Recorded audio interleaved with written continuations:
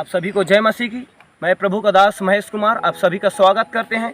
एक बार हम बेस्ट वचनों को सीखेंगे जो हमारे ज़िंदगी के बारे में।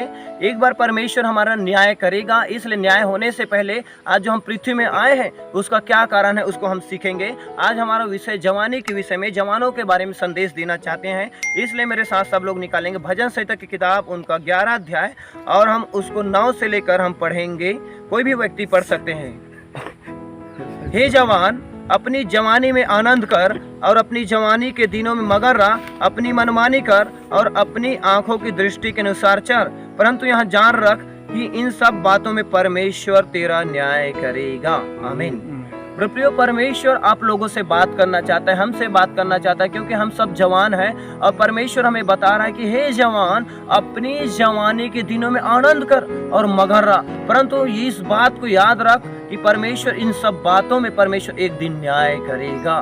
प्रभु मेरे प्रियो, मेरे जवान भाइयों और बहनों, मैं आप लोगों को इस संदेश इसलिए देना चाहता हूँ कि आज हमारे जवानी में परमेश्वर इस दिया है, इस जवानी को उपयोग करें। बाइबल बताता है रोमियो 12 अध्याय उनका 1 पद कि हे मेरे भाइयों, अपने शरीर को पवित्र परमेश्वर को भावता हुआ करके आत्मिक बलिदान चढ़ाओ, यही तुम्हारी आत्मिक सेवा है। हमारा जो शरीर है, हम जो जवान है वो दूसरे के काम आने पाए, इसलिए हम जवान है तो एक दूसरे में गलत काम, हमारे व्यभिचार, हम पाप बुराई से न फंसे रहे। हमारे शरीर जो है परमेश्वर ने दिया है, इसको हम प्रभु यीशु मसीह को अर्पण करें और जीवित और पवित्र परमेश्वर को भावता हुआ करके आत्मिक बलिदान चढ़ाए।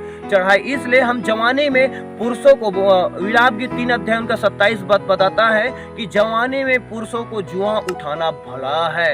यस, हम जवान हैं, आप जवान हैं, तो आज ही समय परमेश्वर की महिमा करने के लिए। कल हम मर जाएंगे तो आज हमारा सेवकाई सब व्यर्थ है। आज जो भी हम करेंगे आज ही कर सकते हैं, लोगों को सुसमाचार आज सिखा सकते हैं, बता सकते हैं। इसलिए हमें सबसे पहले अपना मन की रक्षा करना है। बाइबल बताता है कि अपने सबसे पहले अपनी मन की रक्षा कर, क्योंकि जीवन का मूल स्रोत वही है। प्रियो, हम सब जवान हैं और जवानी के समय में शैतान जो है पूरा लोगों को गिराने की बहुत ज्यादा कोशिश करता है। आज प्रभु यीशु मसीह को सबसे ज्यादा जवानों की जरूरत है और शैतान को भी सबसे ज्यादा जवानों की ही जरूरत है। और शैतान जो है जवानों के ही द्वारा काम कराता है और परमेश्वर अपने राज्य को जवानों के द्वारा फैलाना चाहता है। इसलिए हम परमेश्वर के काम करें, शैतान के कामों को छोड़ दें और सबसे ज्यादा हम बाइबल के वचनों को पढ़ें जितना हो सके। बाइबल बताता है भजन संहिता 119 अध्याय उनका 11 पद बताता है कि मैं तेरे वचनों को हृदय में रख छोड़ा है कि तेरे विरुद्ध पाप न करूं। आमीन। भजन संहिता 119 का उनका 9-10 में हमें बताता है कि जवान अपनी चाल को किस उपाय से शुद्ध रखे। हम अपनी चाल चलन को किस उपाय से शुद्ध कर सकते हैं, पवित्र कर सकते हैं। वो कारण यह है कि मैं तेरे वचनों से सावधान, और हम वचनों को कैसे सावधान रखेंगे वो बाइबल बताता है भजन संहिता 119 के 11 में कि मैं तेरे वचनों को हृदय में रख छोड़ा है। परमेश्वर के वचनों को हम हृदय में रखना है मेरे प्रियो, और इस वचन को आपको फॉलो करना है, पढ़ना है, इस वचन के द्वारा हम मानना है। वो बताता है, बाइबल बताता है 2 तीमुथियुस 2 अध्याय उनका 22 पद कि अपनी जवानी की अभिलाषाओं से भाग। जैसे यूसुफ जो है पोतीफर की पत्नी से भागा, वो उनसे व्यभिचार करवाने के लिए उनके कपड़े को निकाल रहा था, लेकिन वो भागा। हमें जवानी से बचना है, व्यभिचार से बचना है, पाप से बचना है, तो एक ही रास्ता है, वो भागना।